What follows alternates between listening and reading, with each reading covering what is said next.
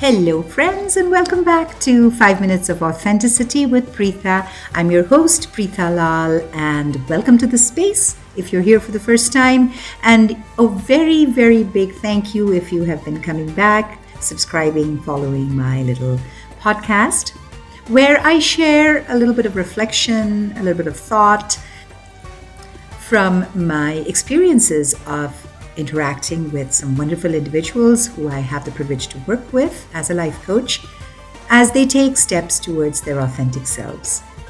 Such conversations give rise to many thoughts, and I feel this is a fun little portal to share those with you. In the month of May, as you know, when we follow a theme, we pick a particular idea and we go deeper into it. So in the month of May, we are talking about boundaries. And I think universally, people will acknowledge that there are boundaries we have learned later in life. We didn't grow up with the boundaries that kept us feeling safe and comfortable. No.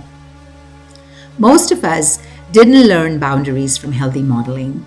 We did not learn from watching other people. We learned them because of things that happened that ruptured our own sense of sanity, that disturbed our own sense of peace. When something hurt very deeply, we said, you know what? Never again. The story I have today for you, friends, is something that is strangely poignant considering what is going on in the world today. But it was August 2nd, 1990, when my father was in Kuwait while my mother and my brother were visiting me in Kolkata, where I was pursuing a college degree. I was in my first year of college. And the war broke out. The first Gulf War broke out. Obviously, there was no Facebook where you could mark yourself safe. There were no cell phones where one could communicate. There was no WhatsApp where one could send messages. We were pretty much cut off from Dad. We had no idea of his well-being. We had no idea where he was. And in that situation, I was in college. My brother was 13 years old, and my mom was suddenly in the midst of a situation where she had to put her life and all of our lives together and continue moving on in the uncertainty that she had never imagined, never in a million years thought she would have to face. But here she was, facing it. So a lot of interesting lessons happened for me personally at that time that I still feel shape the person I am today, that I still feel change me every single day when I think back on those times. Obviously, the fear, the uncertainty, the way you were taught to scan the world for danger, to anticipate, to protect, all those things that you saw in the films or you saw on the news or you saw in movies was real. We were living through a war. A global conflict between political entities, between countries. It seeps into a child's nervous system and taught my brother and I, and of course my mom, that safety, the boundary of safety, that too is not guaranteed.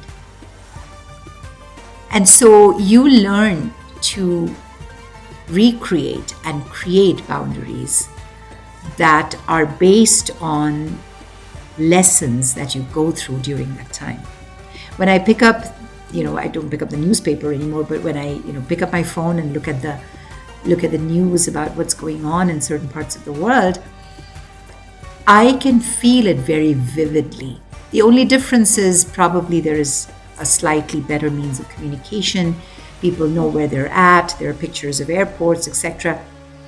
But the edifice of safety that we have in our hearts, that has been destroyed for so many people across the world.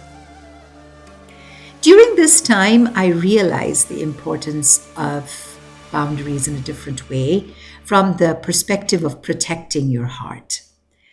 I saw how my mom faced so many societal and other kind of pressures and judgments in the way she had to deal with everything, which was so new for her. I saw the way in which my brother put up boundaries of sanity for himself when he had to literally get into a school system that was completely different from what he was used to.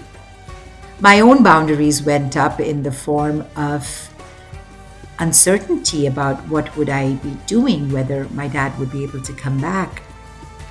And even though we may not have completely followed through on those boundaries, but as we look back, when my brother and I speak about it, when my mom and I talk about this, some deep-rooted lessons stay with us till date.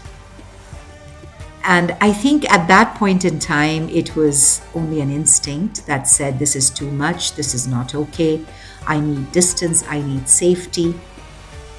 So those are certain boundaries that we all learn at different times. I often work with individuals who have been through abuse at a time in their life when they were very young. And the fact that they didn't have a boundary then, it till date affects their level of trust and well-being in their adulthood.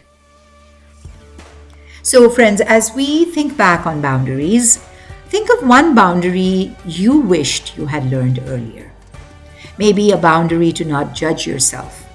Maybe a boundary that taught you to honor the lesson.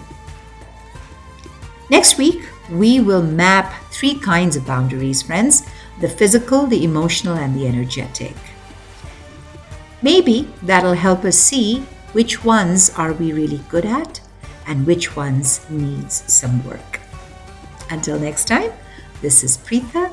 You were listening to 5 Minutes of Authenticity. Take care, friends.